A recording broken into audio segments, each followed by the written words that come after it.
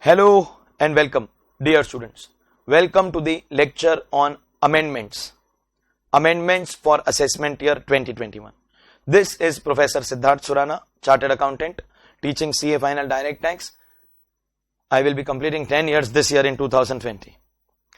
Last result which was out was of the November 2019 exam, and I am very happy and proud that All India rank 3, All India rank 5, All India rank 12, 28, 35 and 44. Very proud teacher of these rank holders. Obviously, some of them were in old course, some of them were in new course, but this is the result. But ab wo khatam. What is gone, that is past. Now we will talk about the future. The next upcoming CA final exam is May 2020. Immediately after that, obviously, we have November 2020 exams. And now, the very first question which students ask, what are the amendments applicable for me? So, this is the amendment lecture for May 2020, and these amendments will also be relevant for November 2020 attempt. This lecture is going to be delivered in a mixture of English and Hindi. There is going to be plenty of Hindi used in course of this lecture. If you are a student of South India, then you should immediately discontinue watching this lecture, because for students of South, separate lectures in 100% English without using a single Hindi word, separate lectures in 100% English have been made available. This is since I have started traveling to South. I realize students over there have language problem. So 100% English language lectures. In fact, whatever courses we record every year, full course, question answer course, amendment course, revision course, now all courses will be in 2 variations. Normal lectures, Hindi, English mix.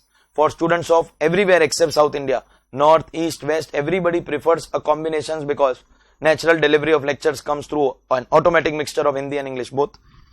But for students of South, separate English lectures, 100% English lectures without using a single Hindi word will be available. So it is advisable that you go for that amendment lecture. All amendments are same only. Everything is covered in that only. But over there, the language is as per your convenience. So you should discontinue immediately because for you there is a separate lecture. क्योंकि अब इसके आगे इस lecture के अंदर काफी सारी Hindi use होने वाली है. सारे के सारे प्रोविजन, ऑब्वियसली प्रोविजन सब इंग्लिश में ही आते हैं. इनकम टैक्स एक्ट इंग्लिश में ही बना है, लेकिन उसको हिंदी में एक्सप्लेन किया जाएगा आपके बेनिफिट के लिए. तो हम लोग अब पढ़ने वाले amendments applicable for May 20 and November 20 exam. May 20 and November 20 ये 2 एग्जाम के लिए जो एप्लीकेबल प्रीवियस ईयर होगा, that applicable previous year 1920 होगा, and obviously therefore assessment year 2021 जो मैंने इन amendments के heading में भी ऊपर लिखा है, assessment year 2021.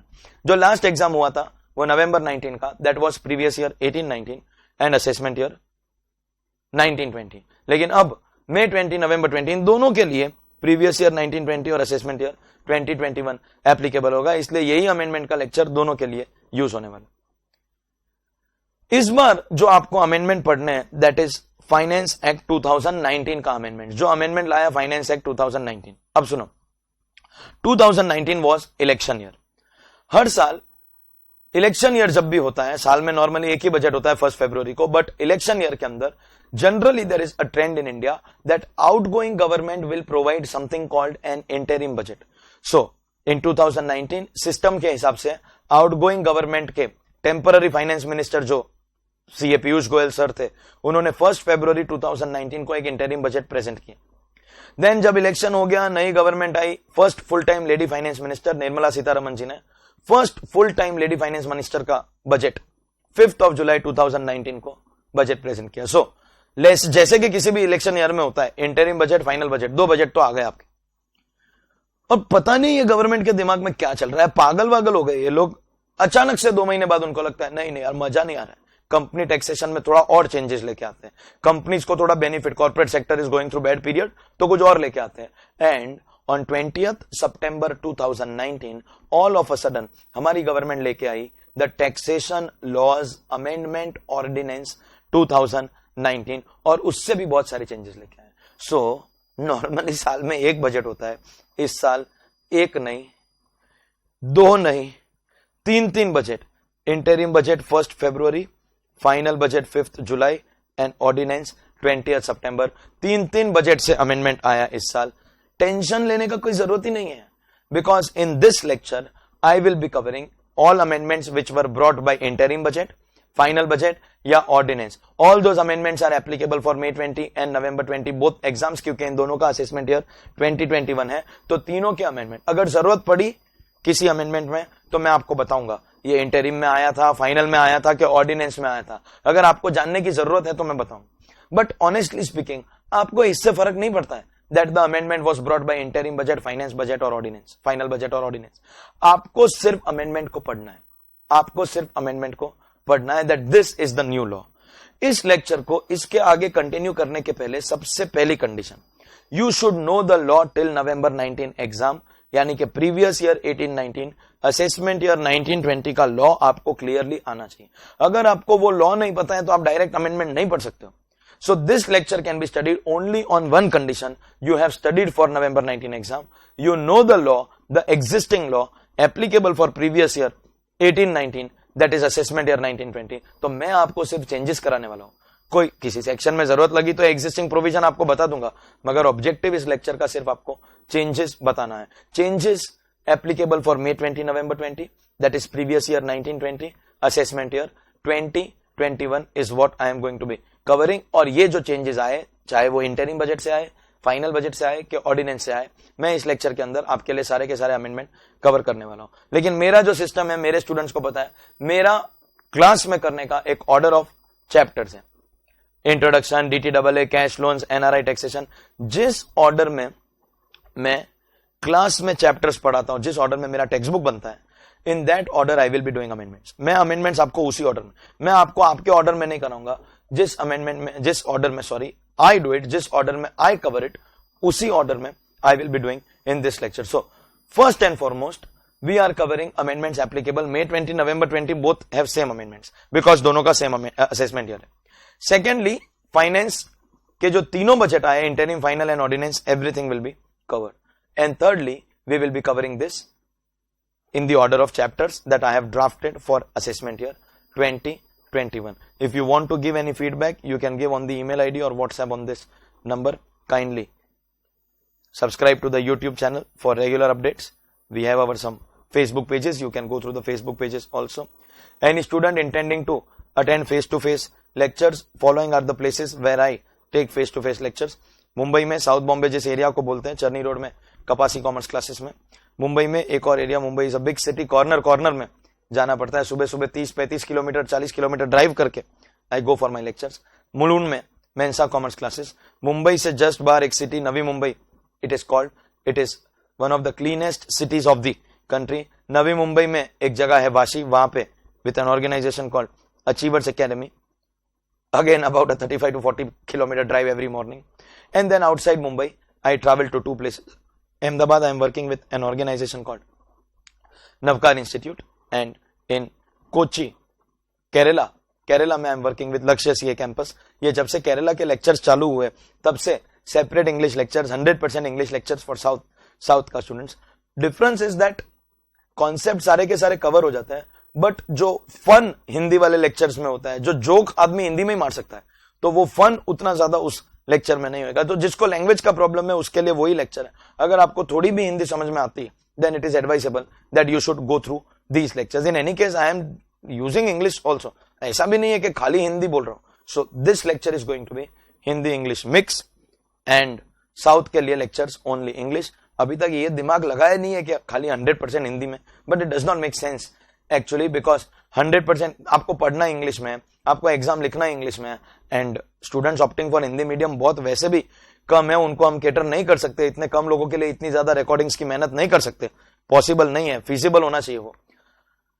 और आपको after becoming a CA communication भी इंग्लिश में करना है, तो English is indispensable that way. लेकिन समझने के लिए we will be using Hindi हमारे लेक्चर्स के अंदर.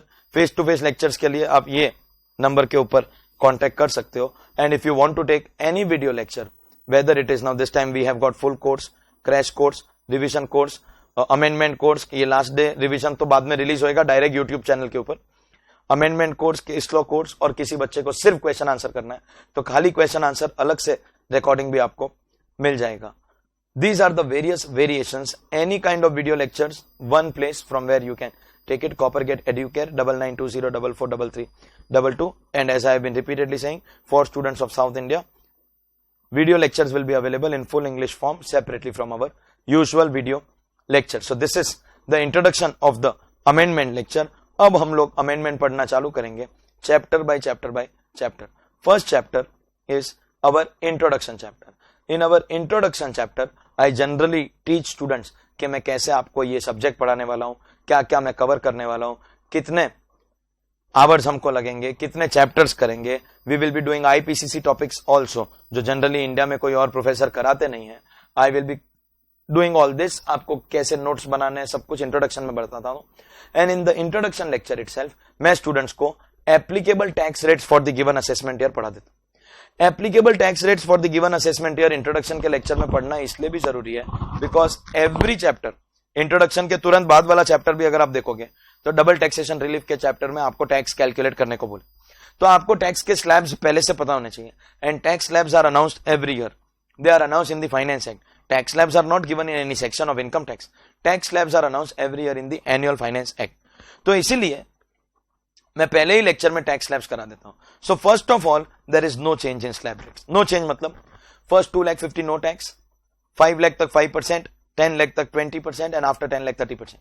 For resident 60 to 79 years, basic exemption will change to 3 lakh.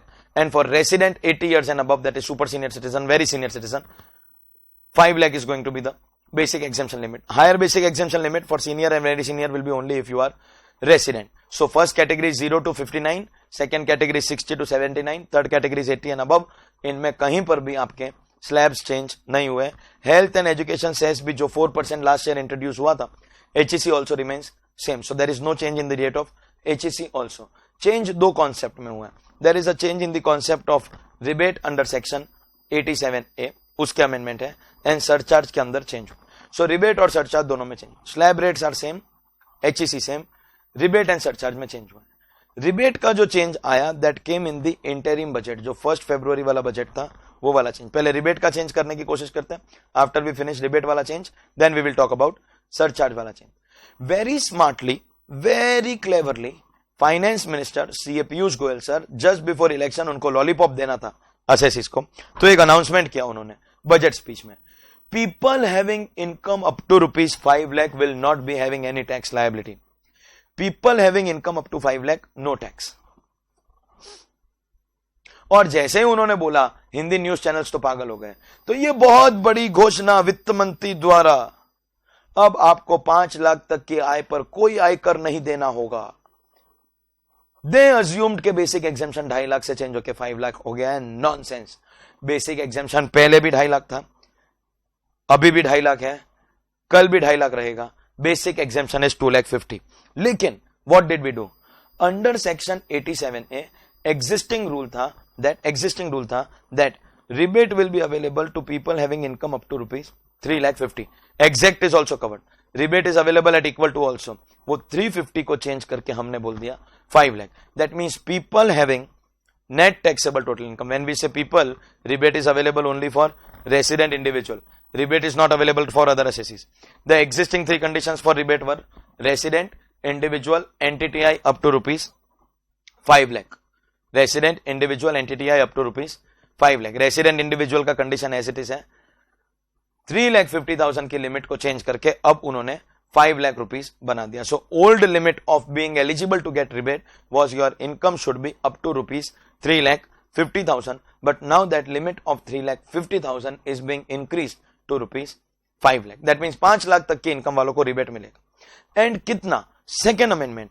Earlier the maximum rebate was ₹2,500, but now maximum rebate 2,500 से कैंसिल होके 12,500. That means there are 2 amendments in the concept of rebate. 350 की जगह पर 5 लाख तक के income वाले को rebate मिलेगा, पहला amendment. And second amendment, maximum rebate 2,500 से बढ़ के 12,500. तो नाउ अंडरस्टैंड, सपोजिंगली किसी रेसिडेंट इंडिविजुअल की income exact 5 lakh. What is the income?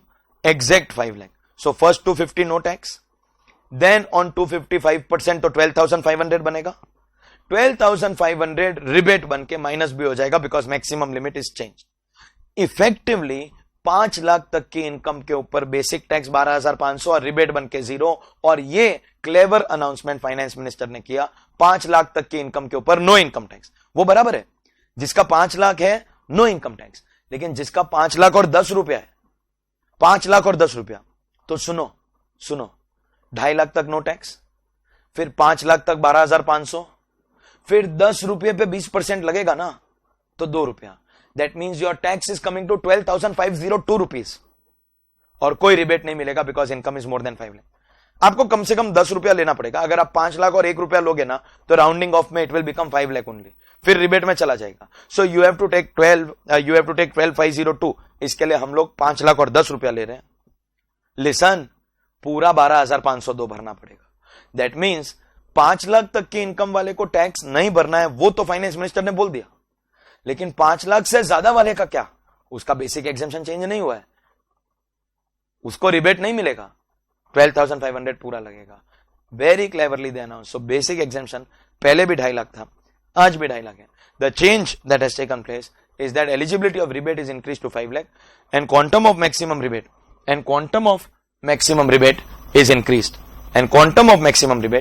is increased from 2,500 to 12,500 rupees। तो 5 लाख तक नो टैक्स, लेकिन 5 लाख के ऊपर पूरा टैक्स भरना पड़ेगा 2.5 लाख की बेसिक एग्जेम्पशन को लेके। Are we clear? How cleverly without changing basic exemption. और एक्चुअली बेसिक एग्जेम्पशन चेंज करना एडवाइसेबल है भी नहीं, क्योंकि अगर बेसिक एग्जेम्पशन चेंज करता है तो रिच से रिच आदमी जो करोड़ों रुपया भी कमाता है उसका भी स्टार्टिंग का टैक्स ब्रैकेट चेंज हो जाएगा। वी वांट गरीबों को बेनिफिट मिलना चाहिए, लेकिन अमीरों का टैक्स एज इट इज लगना चाहिए। That is why this concept of rebate.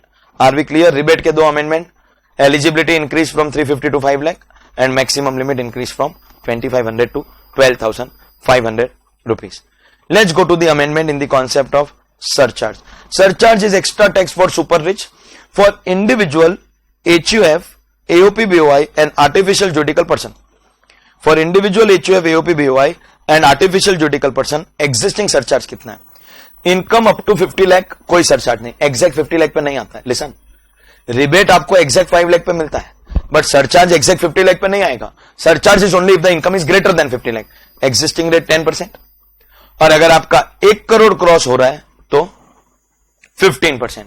But now we are introducing 2 new brackets of surcharge. अगर आपका एनटीटीआई 2 करोड़ रुपया क्रॉस कर रहा है तो 25%, और अगर 5 करोड़ रुपया क्रॉस कर रहा है तो 37%। 2 न्यू सरचार्ज रेट्स, 25% एंड 37%। ये 5 जुलाई के बजट में आया था, ये फाइनल बजट में। She said, lady finance minister Nirmala ji said that high income earn करने वाले लोगों को थोड़ा सरचार्ज का कंट्रीब्यूशन बढ़ाना पड़ेगा, एंड 2 करोड़ के बाद 15 की जगह 25 एंड 5 करोड़ के बाद 25 की जगह पे 37। इफेक्टिवली सरचार्ज की अब टोटली 5 रेट्स हो गई। 5 0 to 50 लाख की entity 0%, more than 50 lakh up to equal to 1 crore, exact 1 crore पे भी इट विल बी 10%।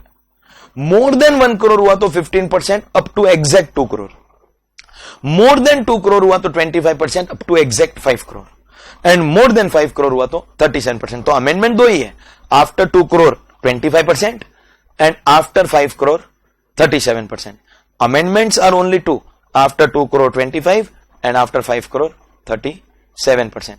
2 अमेंडमेंट्स, तो 2 नए rate of surcharge. And we obviously no surcharge is always calculated on basic tax. Surcharge कभी भी आपका इनकम पे नहीं लगता है, surcharge is always calculated on basic tax. So effectively high income earning category assessees के लिए we are introducing 2 new rates of surcharge, after 2 crore 25% and after 5 crore 37%। ऐसी 2 नई सरचार्ज की रेट्स हम हाई इनकम अर्निंग कैटेगरीज के लिए इंट्रोड्यूस कर रहे हैं। Understood? But these people started protesting. ये लोग बोल रहे कि ये सही नहीं हो रहा है, हम लोग जो कंट्रीब्यूट कर रहे हो ऑलरेडी बेसिक टैक्स हमारा बहुत हाई है, सरचार्ज पहले से 15% बहुत हाई है, कंपनीज और फर्म्स को भी 15% नहीं लगता है, partnership firm also after 1 crore only 12%, domestic company after 1 crore 7% and after 10 crore 12%, and non domestic का तो 2% और 5%। All this we have studied, इसलिए मैं आपको बोल रहा हूं कि मैं आपको खाली अमेंडमेंट्स बता रहा हूं, एग्जिस्टिंग लॉ आपको मालूम होना चाहिए। कंपनीज को भी इतना हाई सरचार्ज नहीं है, 15% ऑलरेडी बहुत हाई है, उसमें 25% and 37% is very very high. तो टैक्सेशन लॉ अमेंडमेंट ऑर्डिनेंस, इस ऑर्डिनेंस ने सबसे ज्यादा चेंजेस लाए मिनिमम ऑल्टरनेट टैक्स के चैप्टर। वर्चुअली योर मैट का चैप्टर इज ऑलमोस्ट चेंजिंग, पूरा का पूरा चैप्टर ही चेंज जैसा हो रहा है। मगर अमेंडमेंट ऑर्डिनेंस ने इस सरचार्ज से रिलेटेड भी कुछ अमेंडमेंट लाया। This is with respect to income taxable under section 111A, 112A and income taxable under 115AD। Again इसके लिए आपको एग्जिस्टिंग लॉ पता होना चाहिए। Income taxable under 111A means short term capital gain on sale of equity shares, units of equity oriented mutual fund and units of business trust. ये तीन asset अगर stock market पे सेल हो रहा है, दीज थ्री एसेट्स अगर stock market के ऊपर सेल हो रहा है and you are paying STT on sale, then short term capital gain under section 111A taxable at 15%. And if it is long term capital gain, then again sale के ऊपर STT. Purchase अगर equity shares का हुआ है तो on or after 1/10/2004 purchase के ऊपर भी एसटीटी। आपका पूरा का पूरा लॉन्ग टर्म कैपिटल गेन आपकी इनकम में जाएगा, पहले एग्जेम्प्ट होता था। Full income will go in your income. At the time of calculation of tax liability you will subtract 1 lakh and balance के ऊपर 10% tax. So short term capital gain 15%, long term capital gain 10% on excess over 1 lakh and 115AD is a section related to FIIs। अभी सबसे पहली बात तो FIIs तो foreign company होगी, और ये जो नए सरचार्ज आए ये तो इंडिविजुअल HUF BOI के लिए आए, तो ये वाले जो 25 और 37 के सरचार्ज है कंपनी के लिए तो आया ही नहीं है। Then why are you talking about 115AD about FII? क्योंकि कभी कभी ये पॉसिबल है कि FII is registered as AOP, and if FII is AOP, that means can I say FII will fall here? And FII को भी ये नए सरचार्ज लगेंगे। So this 115AD का जो मैं ऑर्डिनेंस डिस्कशन करूंगा, that is only if FII is registered as AOP। तो सबसे पहले तो सरचार्ज में क्या अमेंडमेंट आया? After 2 crore 25% surcharge and after 5 crore 37% surcharge. ये दो अमेंडमेंट आए सरचार्ज के रेट के अंदर। लेकिन ये तीन इनकम, कौन सा तीन income? 111A, 112A and 115AD, ये तीन इनकम से रिलेटेड ऑर्डिनेंस में again an amendment took place because these surcharge rates were very very high. तो असेसीज के प्रोटेस्ट को थोड़ा सा कम करने के लिए, असेसीज के बेनिफिट के लिए ये ऑर्डिनेंस वाला अमेंडमेंट लाए। ऑर्डिनेंस वाला अमेंडमेंट पढ़ने के पहले I am now assuming that आपको सरचार्ज के दो नए रेट समझ में आ गए। What are the two new rates? 25 and 37। अब आपको ऑर्डिनेंस के अमेंडमेंट पढ़ने होंगे। What exactly came with respect to these three incomes? Short term capital gain stock market, long term capital gain stock market and 115AD if FII is AOP. If FII is AOP. ये paragraph form में लिखा हुआ है, but I am a professor, I am not a translator. मैं आपको यहां से read करके इंग्लिश पढ़ के हिंदी में ट्रांसलेट करने का ये सब काम मेरा नहीं है। मुझे ट्रांसलेटर की तरह काम करना पसंद नहीं है। इंग्लिश सामने बुक खोल दो और इंग्लिश से हिंदी में ट्रांसलेट करो, एंड अगर ऐसे ट्रांसलेशन के ऊपर व्यूज मिलते हैं तो मुझे वो व्यूज भी नहीं चाहिए। मैं आपको ये कॉन्सेप्ट राइटिंग के अंदर एक्सप्लेन करूंगा by making a chart. By making a chart I will be explaining. तो हम ये चार्ट के साथ पढ़ेंगे what exactly is the amendment that has taken place in the ordinance. Ordinance का अमेंडमेंट एग्जैक्टली अगर आया है तो क्या अमेंडमेंट आया? Let me explain. First of all आप जाके चेक करो what is the net taxable total income. Easy बात करेंगे। नेट टैक्सेबल टोटल इनकम, अगर आपका net taxable total income less than और इक्वल टू 2 करोड़ है तो फर्स्ट ऑफ ऑल नए वाले सरचार्ज के रेट्स अप्लाई नहीं करेंगे।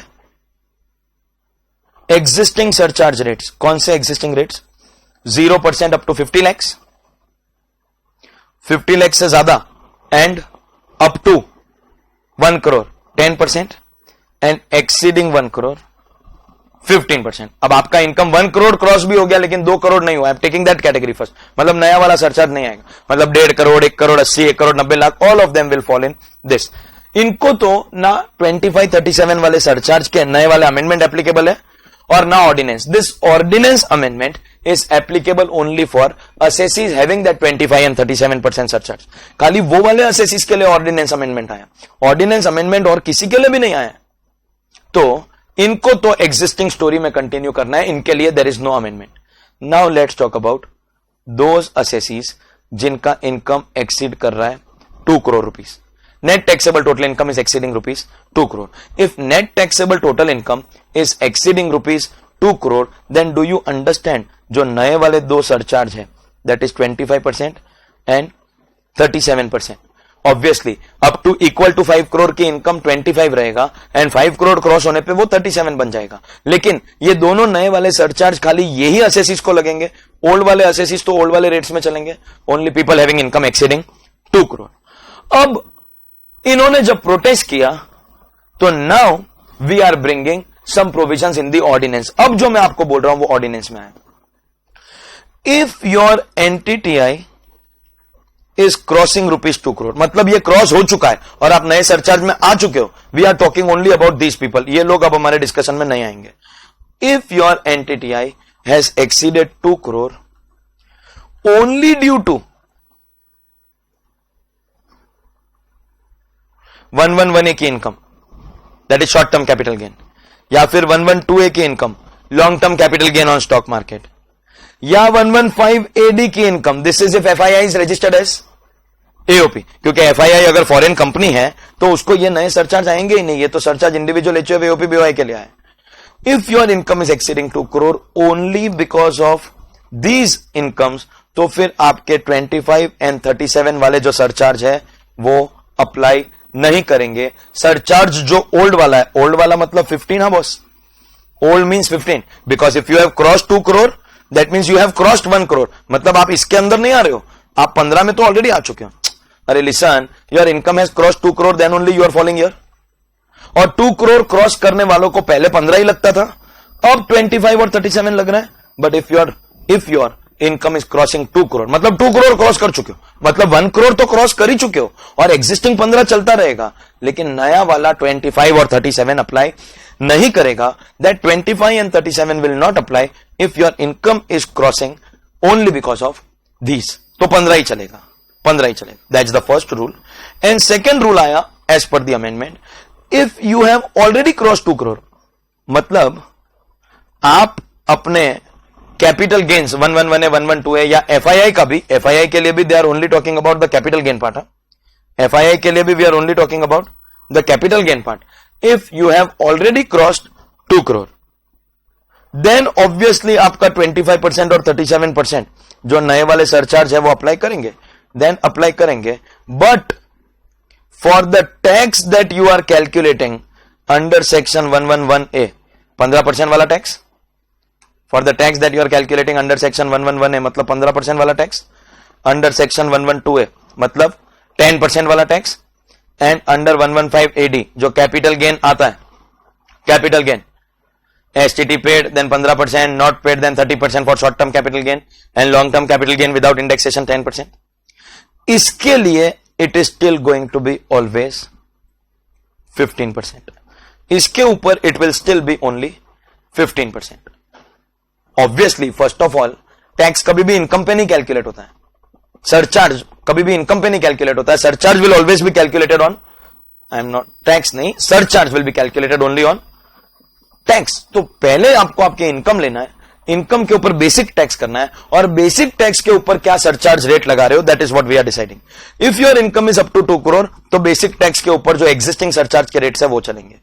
If your income is more than 2 crore then नए वाले सरचार्ज 5 crore तक 25% एंड 5 crore के बाद 37% लगेगा. मगर ऑर्डिनेंस बोलता है जाके चेक करके ये 2 crore किसकी वजह से क्रॉस हुआ. अगर पहले ही क्रॉस कर चुका था तब तो 25-37 लगेगा, मगर on these incomes what ever tax you calculate इसके ऊपर 25-37 सरचार्ज नहीं लगेगा, इसके ऊपर it will be the existing 15 only. लेकिन अगर आपकी इनकम क्रॉस हो रही है 2 crore only because of these incomes, मतलब अगर मैं आपकी इनकम में से ये वाली इनकम निकाल दूं, अगर मैं आपकी इनकम में से ये वाली इनकम निकाल दूं तो आप 2 crore के नीचे आ जाओगे, तो फिर आपको पूरी इनकम के ऊपर 15% ही पे करना है. अगर ये इनकम निकाल के आप 2 crore के नीचे आ जाते हो तो पूरी इनकम के ऊपर 15%. कुछ न्यूमेरिकल एग्जांपल्स करेंगे तो better understanding will come. I will give you income of 111A 112A and FII का capital gain. I will give you other income and this will give us our total income. हम लोग देखते हैं कौन से वाले केस में कितना कितना सरचार्ज एप्लीकेबल रहेगा. Supposedly my 111A 112A 115AD income is 3 crore rupees and my other income is only 80 lakh rupees. So what is the total? 3.8 crore, 3 crore 80 lakh, 3 crore 80 lakh. अगर आप बजट का that is before ordinance का amendment देखोगे तो 2 से 5 के बीच में आपका आंसर 25% आ रहा है. So if we stopped at what happened on 5 July तो 3.8 ऑब्वियसली 3.8 करोड़ के ऊपर 25% नहीं लगेगा. We will be calculating tax, इनका नॉर्मल रेट पे, इनका स्पेशल रेट पे, और बेसिक टैक्स के ऊपर 25% सरचार्ज लगता था. लेकिन अब ऑर्डिनेंस क्या बोलता है, इसके ऊपर सरचार्ज लगाने के पहले, इसके ऊपर सरचार्ज लगाने के पहले तो ये निकाल के देख. If you remove this, is your income more than 2 crore? नहीं. Means your income is crossing 2 crore only because of this. अगर ये इनकम नहीं होती तो 2 करोड़ क्रॉस नहीं करता. तो फिर इस पूरी की पूरे टैक्स के ऊपर सरचार्ज कभी भी इनकम पे नहीं होता है, but I am just writing the rate of surcharge. वो पूरे के पूरे टैक्स के ऊपर 15% लगेगा. इफ योर इनकम, ये है मेरा पहला point. My first point is my first example. If it is crossing 2 crore rupees only because of these incomes, तो फिर आपका, अच्छा बाय द वे, कोई बच्चा गलती से ये मत बोल देना, नहीं सर, ये तो ये तो 50 लाख और 1 करोड़ के बीच में तो 10% आना चाहिए. नहीं, we have to check the total. Surcharge depends on the total income. So the rate will be 15. And by the way, अगर आपकी ये इनकम होती ही नहीं, then your income was 80 lakh and then you would have fallen in this category. तब तो ना ordinance लगता है, ना अमेंडमेंट लगता है, कुछ भी नहीं लगता है. Are you understanding? So we just have to see this final income के हिसाब से आंसर 25% आ रहा है, लेकिन फाइनल इनकम में से ये निकाल दिया तो वो 25% नहीं आ रहा है, तो फिर पूरे के ऊपर 15% लगेगा. And the second possibility, supposedly this is 80 lakh and this is 3 crore. This is 80 lakh and this is 3 crore. Possible? तो फिर एक बार, what is your total? 3.8 crore. अगर आप सिर्फ फाइनल बजट के अमेंडमेंट के हिसाब से चलोगे, if you go strictly by the amendment of the final budget, तो आंसर आपका इसको देख के 25% आ रहा है. अरे यस और नो? लेकिन एक बार इसको निकाल के चेक करो. If you remove this, are you still crossing 2 crore? तो ये सेकंड वाला केस हो गया. You have already crossed 2 crore. That means नया वाला सरचार्ज अप्लाई करेगा, लेकिन नया वाला सरचार्ज खाली यहां के टैक्स के लिए अप्लाई करेगा. यहां का टैक्स का surcharge is still going to be 15% only. If your income is crossing 2 crore rupees only because of capital gains, then 15% on everything. But if you have already cross 2 crore, then new surcharge whether 25 और 37, वो जो भी है वो apply करेगा, लेकिन इन incomes के ऊपर हमेशा 15% ही रहेगा. But I will last time से दिस, मैं बार बार बोल रहा हूं, व्हेन आई से इन इनकम्स के ऊपर सरचार्ज 15 रहेगा, मतलब सरचार्ज इनकम पे नहीं आता है. इन इनकम पे जो बेसिक टैक्स होएगा उसके ऊपर surcharge is going to be 15% only. This is the amendment that is brought by the ordinance.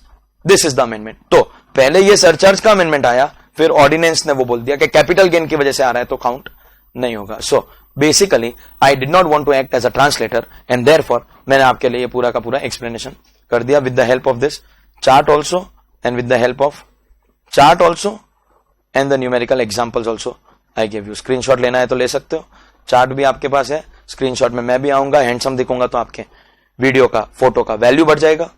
सो ये हो गया, and obviously numerical examples also I give you. Are we clear? These were our amendments from the first chapter, very first chapter. Rebate में और surcharge में बहुत heavy amendments आए, substantial time got consume. लेकिन ठीक है, बहुत सारे ऐसे चैप्टर्स है जिसमें एक भी अमेंडमेंट नहीं आया. For example your double taxation relief, not a single amendment. तो हो गया, वही यूनिलैटरल बायलैटरल जो चलता है वही चलते रहे, कोई amendment. Mode of acceptance and repayment of loans, मैं ये चैप्टर्स मेरी ऑर्डर ऑफ टेक्स्ट बुक के हिसाब से कर रहा हूं. In this chapter, when I teach in class, I discuss 2 sections. Loan taken के लिए 269 SS and loan repaid के लिए 269 T. There are 2 sections for mode of acceptance and repayment. You can accept loans only through account pay check, account pay draft, and electronic clearing system through a bank account. And you can repay also your loan only through those 3 modes. But now they are saying when we will say electronic modes through a bank account, तो इस bank account के अंदर cover होता है सिर्फ NEFT, RTGS, ECS, IMPS, where bank is involved. But now we will from 1st September 19 also cover other prescribed electronic modes. आजकल online payment without bank involvement like e wallets and all that will also be covered. तो अब हम लोग वो वाले transactions भी allow करेंगे. But listen, when they are saying other prescribe, मैं एग्जांपल के लिए ई वॉलेट बोला. ऐसा नहीं कि उन्होंने यहां पे पेटीएम, जियो मनी, एयरटेल मनी, ओला मनी लिख दिया. ऐसा नहीं है, ऐसा नहीं है.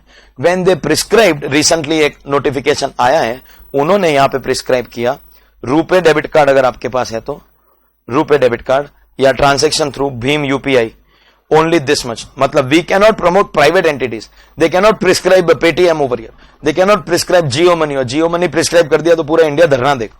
एक तो जिस भी स्टेट में इलेक्शन होता है उसके पहले धरने चालू हो जाए. महाराष्ट्र इलेक्शन के पहले people were protesting about Aarey forest, nobody is talking about. Delhi elections के पहले people were talking about Shaheen Bagh, now nobody is talking about Shaheen Bagh. तो लोग धरने पे आ जाएंगे. We are not talking about any dharnas here, no dharnas. Please please come out of that culture. अच्छा काम करोगे तो धरना देने की जरूरत ही नहीं पड़ेगी. ओके, धरना देने का काम खाली उन लोगों को पड़ता है जिनके क्लास में वैसे एडमिशन नहीं होते, तो उनको धरना देना पड़ता है. हाँ, तो okay, I will not get into controversy, नहीं तो बहुत सारी नफरत उगलेंगे फिर लोग आके. मुझे रियली कोई फर्क नहीं पड़ता. To help with all those people. My students love me and बाकी दुनिया गई भाड़ में. अगर आप गूगल मैप पे सर्च करोगे तो गुजरात पाकिस्तान बॉर्डर पे एक जगह मिलेगा भाड़, बाकी दुनिया गई उधर. मैं आपके साथ पॉइंट पे आता हूं. इनकम टैक्स एक्ट के किसी भी चैप्टर में wherever there is restriction on mode of transaction, 269SS, 269T is one of them. 40A subsection 3 जब आप रेवेन्यू एक्सपेंसेस के लिए पे कर रहे हो, लाइकवाइज कैपिटल एक्सपेंसेस के लिए सेक्शन 32 में 43CA करके स्टैम्प ड्यूटी वैल्यू का एक सेक्शन है. 50C in capital gains, section 56 also other sources के अंदर जब हम agreement date stamp duty value लेते हैं तब. 44AD अगर आपको 8% की जगह पर 6% का बेनिफिट चाहिए तो. पॉलिटिकल पार्टीज का mode of acceptance of donations from public. Wherever there is restriction on mode of transaction, जहां पर आज तक account payee cheque, account payee draft और इलेक्ट्रॉनिक मोड लिखा था, आज तक जिधर जिधर account payee cheque, account payee draft और electronic mode through a bank, through a bank, through a bank, bank bank bank bank लिखा था, in all those cases we will now be covering these other prescribed electronic modes also. Other prescribed electronic modes will also be covered. जहां जहां mode का restriction है वहां पर these modes are going to be covered. Are we clear about this? Are we clear all of us? So these are amendments that अभी जो amendment बोला ये खाली कैश लोन चैप्टर में नहीं, जहां तो वापस जो भी सेक्शन आएगा मैं खाली आपको बोल दूंगा अदर प्रिस्क्राइब मोड्स, बार बार एक्सप्लेन करने का जरूरत नहीं है. Let's go ahead in the order of my text book. Name of your next chapter NRI taxation. पहली बात तो एनआरआई टैक्सेशन वो चैप्टर है जब मैं मेरे स्टूडेंट्स को 111A 112A पढ़ाता हूं. I teach students 111A 112A in NRI taxation. तो 111A और 112A की वजह से अगर आपका इनकम 2 करोड़ क्रॉस कर रहा है then new surcharge won't be applicable, 15 चलेगा. और अगर पहले से क्रॉस कर दिया है तो न्यू सरचार्ज लगेगा, लेकिन इनके ऊपर जो टैक्स होता है उसके ऊपर it will be 15 only. That already taught to you. और एनआरआई टैक्सेशन ही वो चैप्टर है where I teach students about a concept called International Financial Services Center. Special stock exchanges,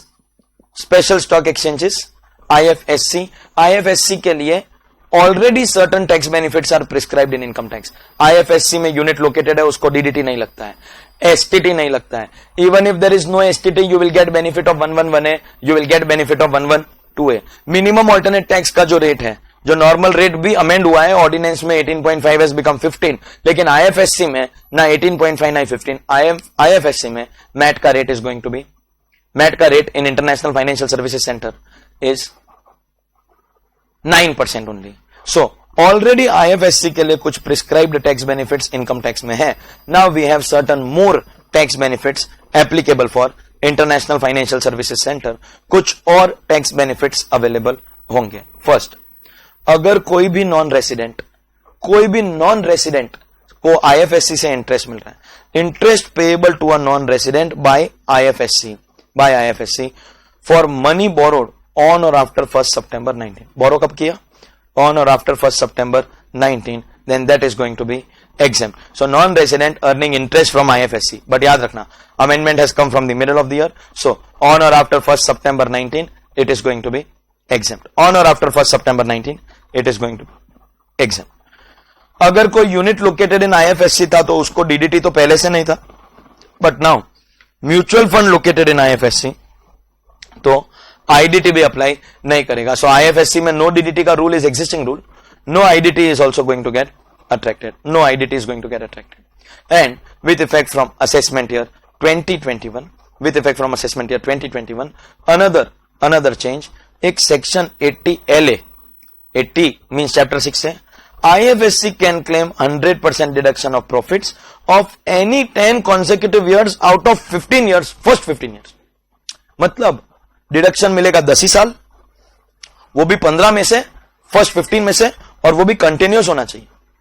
That means your only options are your 1 to 10, 2 to 11, 3 to 12, 4 to 13, 5 to 14 and 6 to 15. आपके पहले 15 साल में से 10 consecutive है. आप कोई भी random 10 नहीं ले सकते हो. IFSC can claim 100% deduction of profits. So income will become deduction. Income deduction. How many years? 10 years. And दो और बात याद रखना, ये 10 कंटिन्यूस होने चाहिए एंड फर्स्ट 15 में से होने चाहिए. एंड नॉर्मली एक रूल है इनकम टैक्स में that whenever an income is taxable at special rate, whenever an income is taxable at special rate, then an income taxable at special rate में आपको कोई चैप्टर 6 का डिडक्शन नहीं मिलता. But to promote IFSC we are going to give chapter 6A deduction even if income is taxable at special rate. So normally if an income is taxable at special rate we don't get chapter 6A deduction, but here we will be getting chapter 6A deduction even if the income is taxable at special rate. These were amendments introduced in the chapter NRI taxation. NRI taxation के ये थे आपके amendments. Let's go ahead. Next chapter, special rates of tax. Special rates of tax में about 115 AD FII. अगर FII is equal to association of person, then only the new surcharge 25 and 37 will be applicable. अगर FII foreign company है तो वो नया वाला surcharge आया ही नहीं है फॉरेन कंपनी के लिए. ये नया वाला सरचार्ज किसके लिए आया है? For individual HUF, AOP, BOI, AJP. So if FII is AOP and income is exceeding 2 crore rupees, then new surcharge will be applicable. But if it is exceeding only because of the capital gains referred to in 115 AD, otherwise नहीं हो रहा था तो पूरे पे 15, और अगर पहले से एक्सीड हो गया है तो 25-37 लगेगा, लेकिन 115 AD वाले कैपिटल गेन पे even then it is going to be only 15%. Only 15%. जो नॉन रेसिडेंट का आईएफएससी का एग्जाम्पशन अभी मैंने आपको यहां पे करा है, जो ये पॉइंट 1 यहां पे था वही पॉइंट यहां पे on or after 1st September 19 non resident getting interest from IFSC is going to be exempt. और इसी सेक्शन 115A के अंदर एक और अमेंडमेंट आया है, if there is borrowing in rupee denominated bonds. So if we are paying interest on rupee denominated bonds and the borrowing took place during this period 17 September 18 to 31st March 19. In what period has the borrowing taken place? The borrowing has taken place during the period 17th September 2018 to 31st March 2019. तो अच्छा listen, that is 18-19. अभी कोई को बोलता है हम लोग तो 19-20. लिसन, इंटरेस्ट 19-20 में भी हो सकता है, 20-21 में से हो सकता है, 21-22. इंटरेस्ट कभी भी होएगा. बोरोइंग कब हुआ था? 17 सितंबर 18 टू 31 मार्च 19 के बीच में. तो फिर वो interest income exempt for non resident. So when they are earning interest is not going to be check. When did the borrowing take place? If the borrowing took place during the period 17 September 19 to 31st March, 17 September 18, sorry, to 31st March 19, in that case, the interest income is going to be exempt for the non-resident. So non-resident को interest income पे दो exemption actually introduce हो गया. IFSC from 1st September and rupee denominated bonds अगर borrowing ये period के अंदर हुआ है. Let's go ahead in the order of my textbook. Name of your next chapter, dividend distribution tax, buyback tax. इसी के अंदर I do income distribution tax. पहला amendment is not really an amendment, it is like a clarification. There is no DDT on IFSC is an existing rule. IFSC के ऊपर DDT नहीं लगेगा, it is an existing rule. In fact, नया amendment क्या आया? IFSC पे no IDT also. So this amendment also we have already covered with IFSC. So this amendment is over. No IDT on IFSC. ये existing rule था. इन्होंने खाली इतना बोला कि आईएफएससी जो डिविडेंड पे कर रहा है, आईएफएससी के अंदर जो unit located in IFSC, if there is any dividend paid, it can be out of current income or accumulated income, there will be no DDT in both cases. Dividend distributed out of current income or accumulated income. Sorry about the cut. So amendment for mutual fund is that no IDT in IFSC.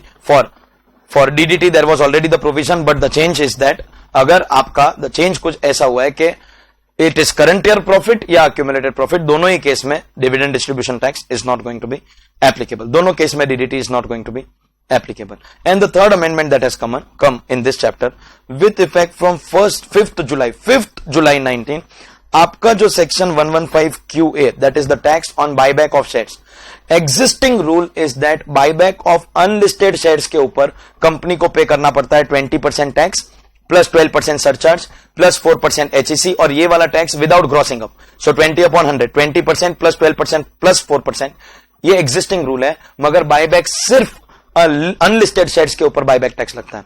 But now from 5th July buyback of listed shares के ऊपर भी buyback tax लगेगा. But wait, amendment has come in the middle of the year. Be very very careful.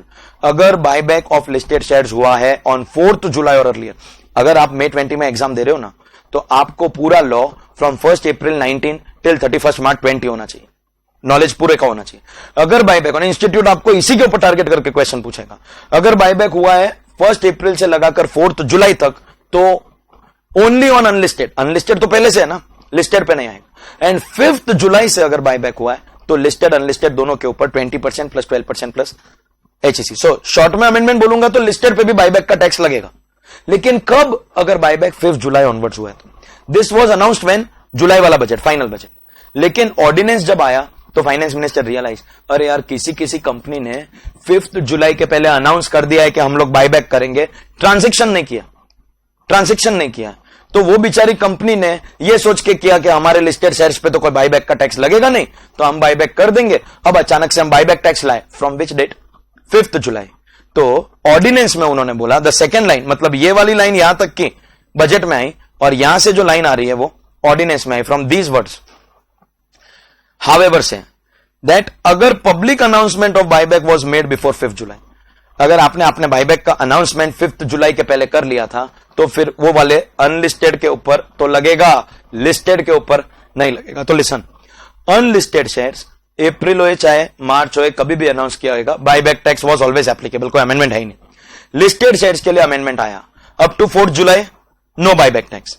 From 5th July buyback tax will be applicable. But even in this, if the announcement was already made, then buyback tax will not be applicable. Even in this, if the announcement was already made, then buyback tax will not be applicable. Samjha? So these amendments were amendments that have taken place in your DDT chapter. आपके SEZ के chapter में कोई amendment नहीं है and business trust के chapter में कोई amendment नहीं है. इन्वेस्टमेंट फंड्स के चैप्टर में अमेंडमेंट है. आगे कुछ चैप्टर में सबसे ज्यादा amendment we have in heavy amendments have taken place in our chapter minimum alternate tax. But हम लोगों ने by now we have finished about 8 chapters or so. This lecture on amendments is now going to be continued in the next part of the lecture from part 2. I declare the part 1 of lecture on amendments Hindi English mixed language as over here. हम part 2 के अंदर continue करेंगे. Thank you very much.